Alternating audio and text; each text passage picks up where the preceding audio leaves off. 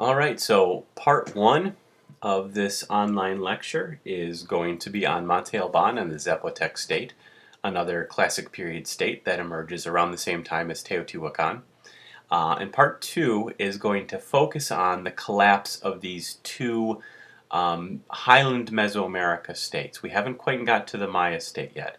So for the classic period, the three major ones we're going to talk about is Teotihuacan, which we discussed last week, Monte Alban and the Zapotecs, and the plethora of Mayan states. So we're going to first discuss Monte Alban and then talk about what we're seeing during the kind of decline of both Monte Alban and Teotihuacan in the Epiclassic. And then we're going to come back a little bit, about 500 years, and discuss the Maya state the following week when we reconvene.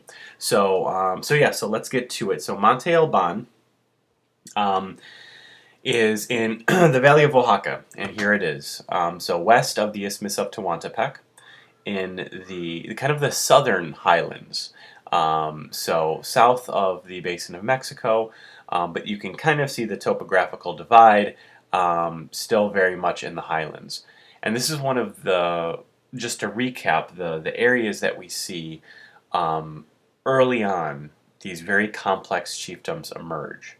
The Valley of Oaxaca is one of the is in the discussion for one of the earliest states. Many people do not think the Olmec state was the first to emerge, but instead it was the Zapotec state at Monte Alban. So Valley of Oaxaca, Monte Alban, and Zapotec. Those are the three things. So Zapotec is the society, the culture. Monte Alban is the site. Valley of Oaxaca, the region. Now San Jose Mogote, up until about, and in the parentheses there's an error. So the largest chiefdom site of this time, 700 to 500 BC. I missed a zero there. So for 200 years, between 700 and 500 BC, San Jose Mogote was the largest chiefdom. It had a kind of this urbanized central area with civic ceremonial architecture. It showed that this chief or headman or head person or whoever was the controlling kin unit was very powerful. They had about 5,000 people at San Jose Mogote, and very, very thriving in the valley. But the Valley of Oaxaca, a little bit different than Teotihuacan, and this isn't to say that there wasn't warfare in the Basin of Mexico, but the Valley of Oaxaca is known for the fierce competition between these chiefdoms. These areas were constantly fought after, especially the lower lying valley, because that's where the best agriculture was. So the populations were constantly in flux. They were constantly moving.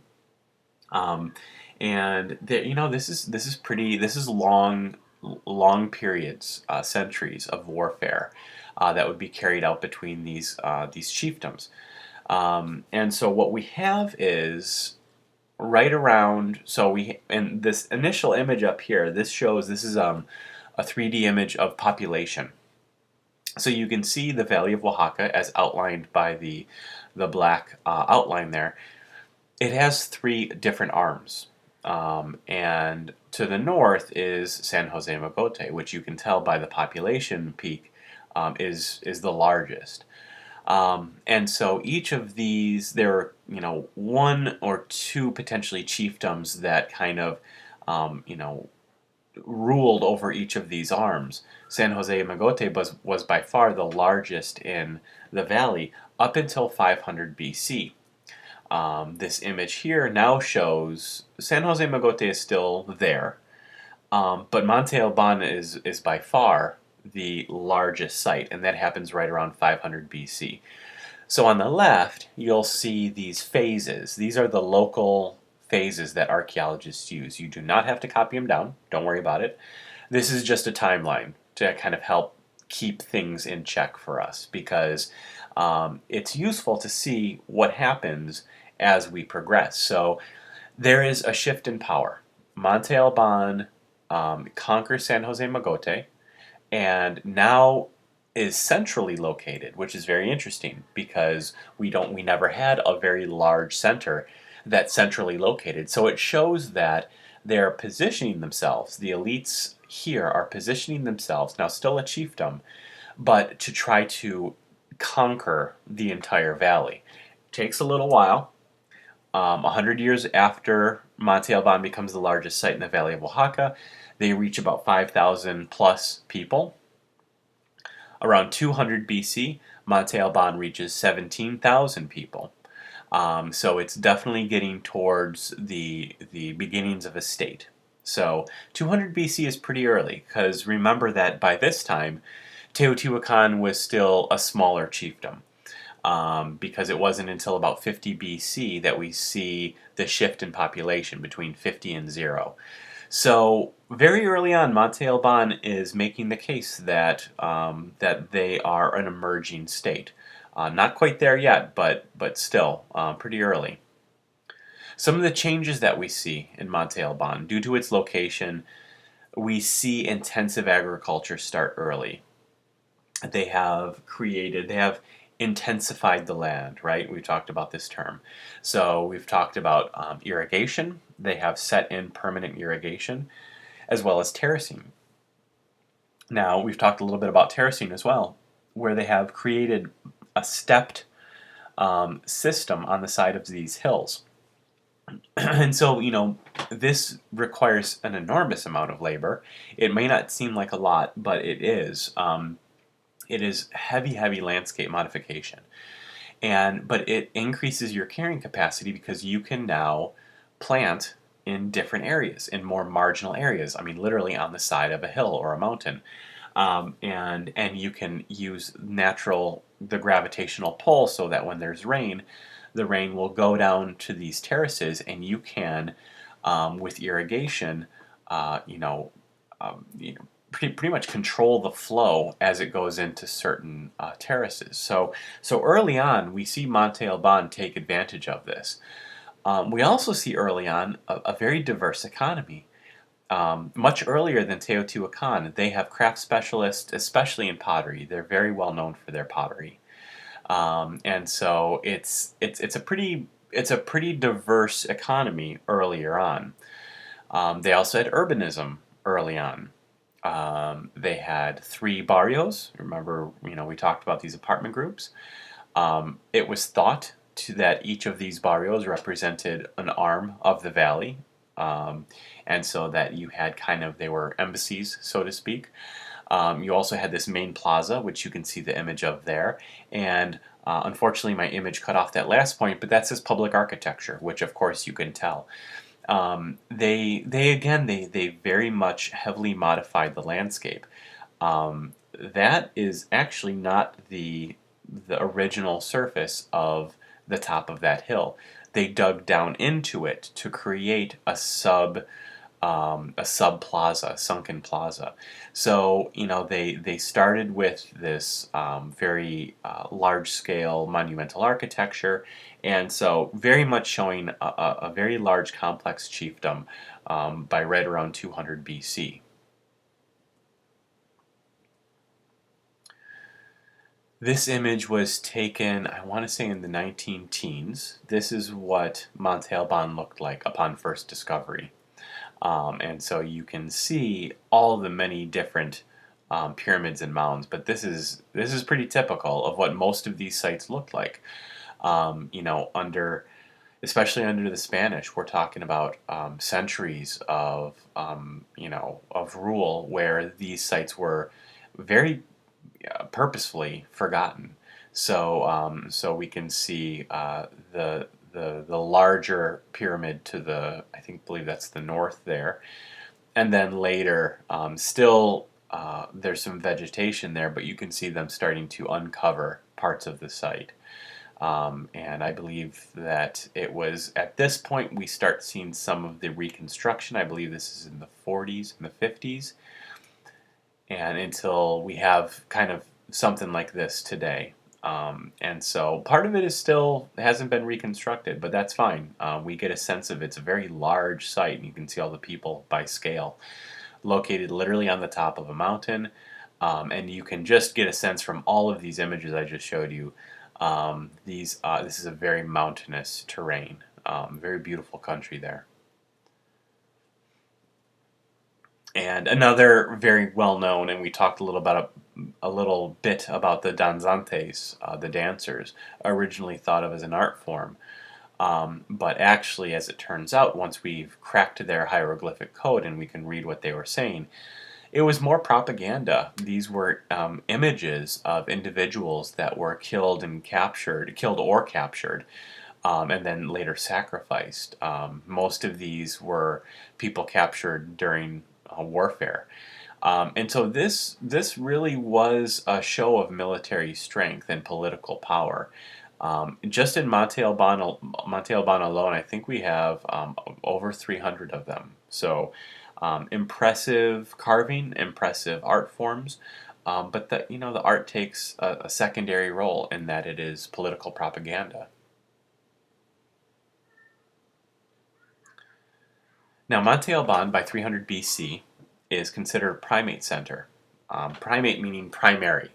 It is similar in, we would say that Teotihuacan was a primary or primate center. It is the largest in the region, and nothing comes close to it. There aren't any other areas, any other sites that are of similar size. So by 300 BC, a primary center in the valley, they have full economic and political control of the valley, and they have established trade routes. The trade routes move both to the north and to the south out of the valley. So these elites have established themselves as major economic players in the larger realm of Mesoamerican economy.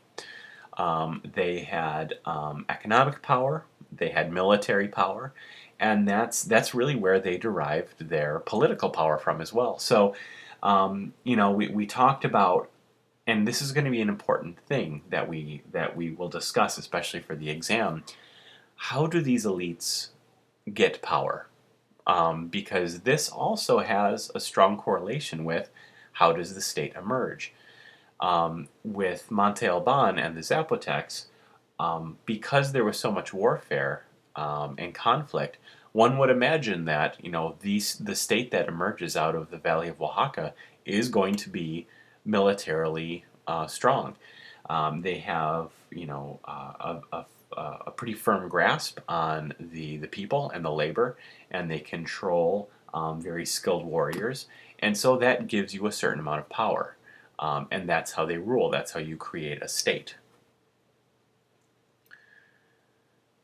So somewhere around 200 and 100 BC, at the beginning of Monte Alban Phase 2, this is where the state emerges.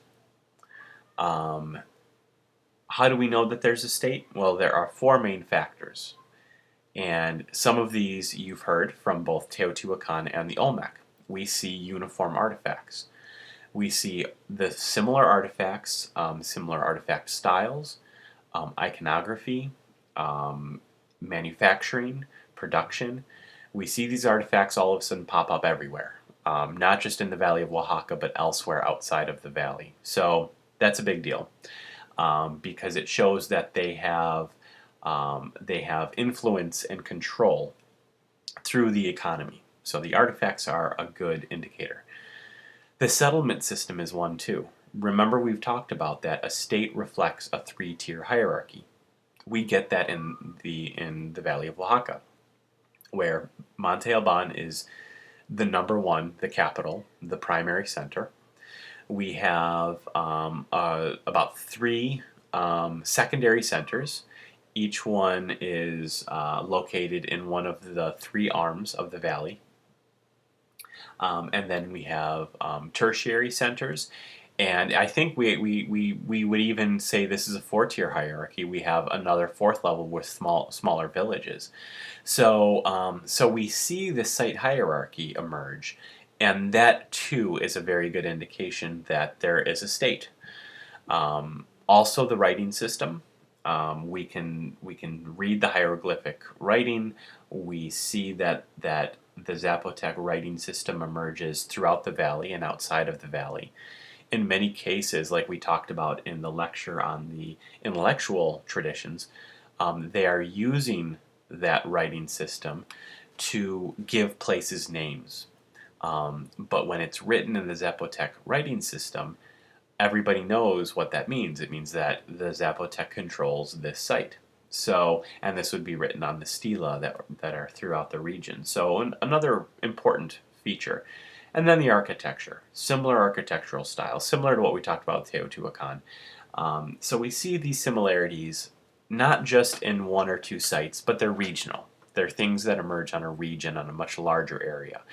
And in order for these things to emerge, it shows that there is some central authority that has the power to influence this large region, whether it's the economy, the military, the site hierarchy, the intellectual traditions. It shows that there is a larger political and social player in the area. One of the key things that we see when we talk about the artifacts is that we see the extensive movement and reproduction of the Oaxaca grayware, both inside and outside of the valley. It had a very distinct type of clay, a very distinct form, and a very, very distinct type of iconography. So the artistic style is not like anything else that we've seen. And I've shown you some of these. They're simple in the gray color, but they're very intricate in the incision and just the skill that it takes. So we have a tripod vessel, we have the zoomorphic cup, we have the statues, and again, I believe this is a deity with, I think it's a reptile deity. It has the kind of the forked tongue, but still anthropomorphic as well. Has the headdress, the ear spools. Another one as well. So very distinct artifacts, and when we see these artifacts pop up everywhere, we know that there is some political entity that has the power to trade these all over the place, and there is a relatively large demand for these as well. They become popular, and so that's one way in which the political entity, the state, gets its power. Again, we talked about the writing system. The writing system details the military conquests, so it was used for propaganda. It defines the extent of the state, of the polity. It gives names of the rulers and important dates. And we think it might also detail a possible tribute system or a tax system, which again is another excellent evidence of a state. So the writing system definitely helps us, decipher what is going on. And the fact that, again, it spreads beyond the Valley of Oaxaca is an important fact. The architecture, again, around 200 to 100 BC, we see the site undertake large-scale construction. It's this urban renewal project at Monte Alban. There is massive construction and labor and earth moving. So again, when we see construction on this level, similar to the building of the pyramids at Teotihuacan, we know that there is a very powerful upper ruling class that has the wealth and the labor to undertake this. Usually projects of this size tell us one thing, that there is in fact a state. They leveled off these. I mean, you can see how flat that ground is. I mean, this is an amazing engineering feat. They created the look of sunken plazas in some areas, and in other areas the raised areas up. So they created these areas of flat terrains. They also constructed a 2-kilometer long defensive wall on the northwest side, probably to protect from any foreign invaders, most likely the Mixtec, which existed to the north and northwest. And finally, they added the addition of many more plazas, platforms, and a ball court. There is the picture of the ball court at Monte Alban, and then kind of a layout. This is actually taken directly from the site itself. It's kind of the site map, but you can see the many different temples and structures and plazas and main plazas and all that. So it's quite a feat, especially considering it's on the top of a mountain. So, this stone probably didn't come here. They probably had to pull it up the mountain. So again, enormous wealth, enormous control of a large labor force points to the fact that we have a state. So in this, again, it takes a while, but we see the height of the expansion at Monte Alban kind of finish around AD 300 to 400.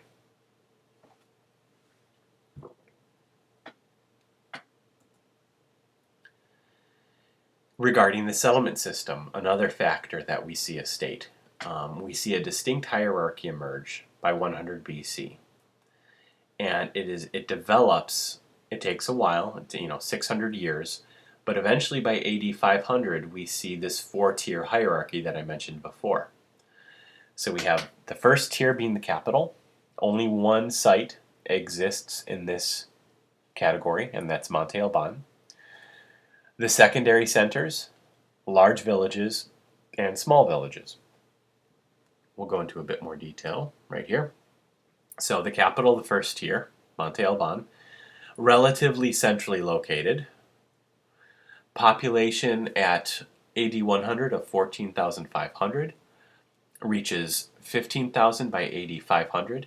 But the tricky thing is, and this is quite a distinction between Monte Alban and Teotihuacan, although it is urban, the entire population doesn't live at Monte Alban.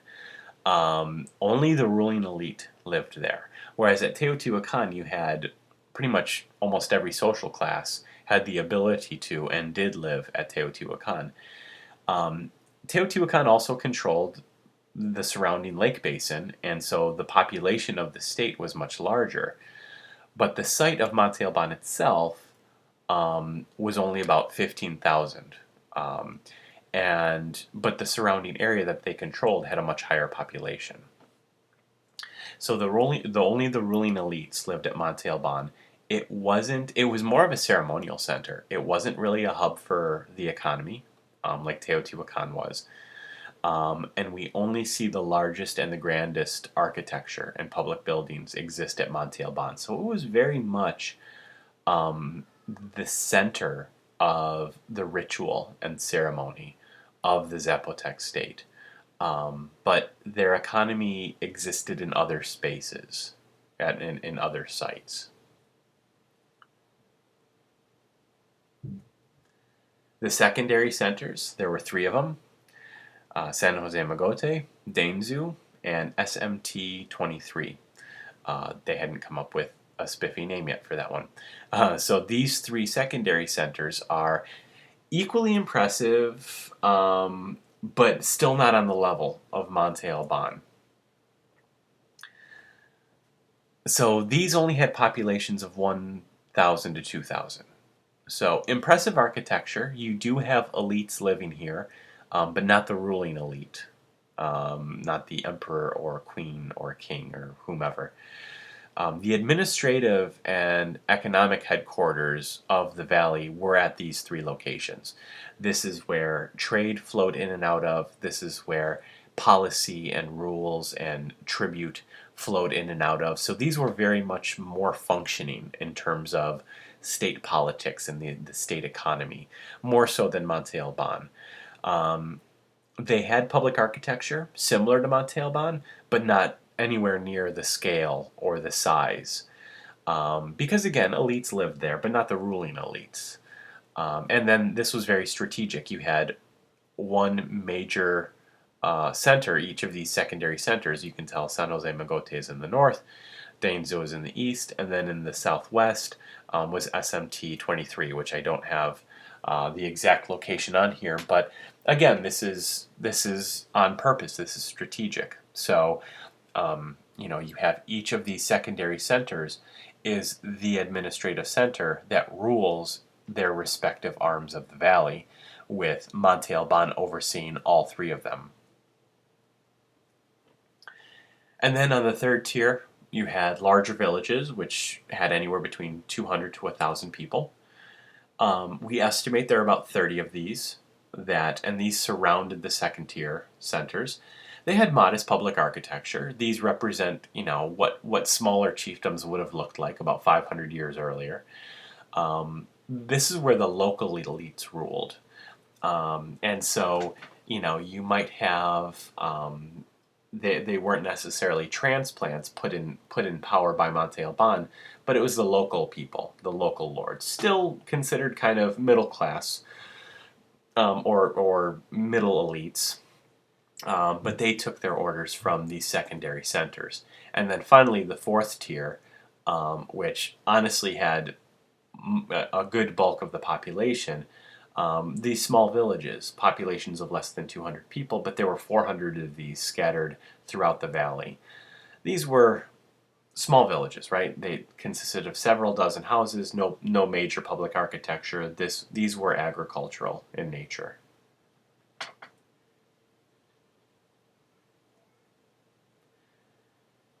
There is a shift that we notice when archaeologists do excavation.